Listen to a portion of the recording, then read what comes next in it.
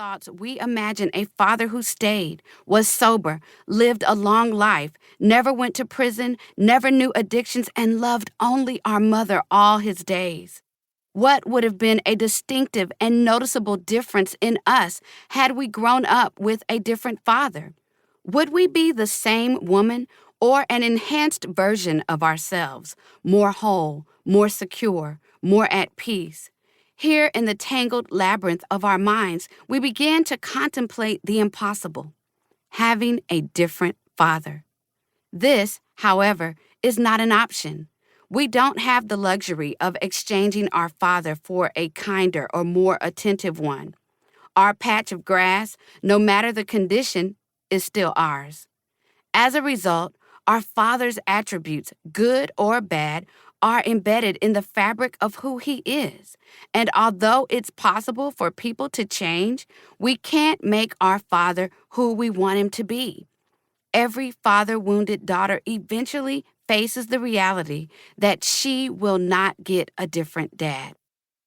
This is why, although we've never met, there is a part of me that knows a part of you intimately. We are sisters, bonded together by a wound we incurred when we were most vulnerable.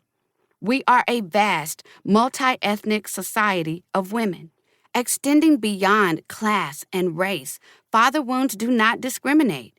They impact women everywhere. For a myriad of reasons, women have experienced wounds from their fathers. The vastness of this epidemic prompted me to write for women with these wounds. A sorority of the wounded.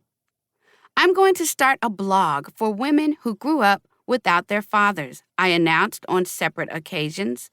Women responded first with their body language, widened eyes, turned heads, and a barely audible which all signaled to me they had a wound too.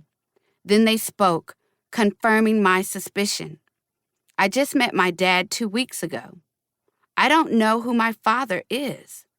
My daddy was an alcoholic. I heard my father call my mother a heifer. My dad introduced me as his boy. Whether I was in the salon, on a playdate with my kids, or at work, women had something to say about their father-daughter relationships or lack thereof. Without hesitation, they recounted the memories, often painful, and words of their biological fathers. Every woman seemed to have her father-daughter story filed in an easily accessible compartment, ready to retrieve on cue.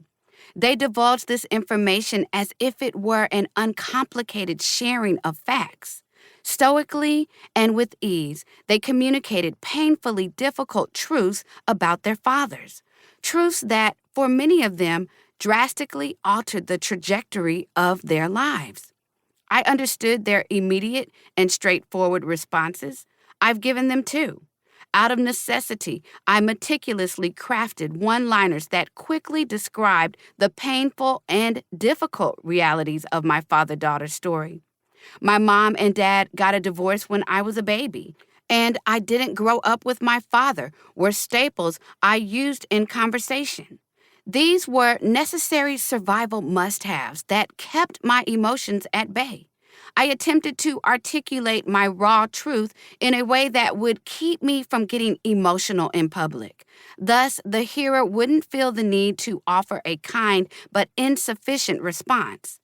At all cost, I wanted to avoid the awkward silence that gut-honest truth elicits. Collectively, father-wounded women have learned that the average person either can't handle the realities of our stories or simply doesn't want to. Dina D. Babel, a registered nurse and co-author of the book The Fatherless Daughter Project, describes the motivation behind these matter-of-fact replies. Each time someone asks about your father, you probably have a brief story that you have kneaded and molded into a form that you can handle and that others can handle as you push through the significant years of your life without the security of a father-daughter bond. We need to protect our histories and our hearts from being hurt again in the retelling of what happened to our fathers. At the same time, we have felt compelled to protect those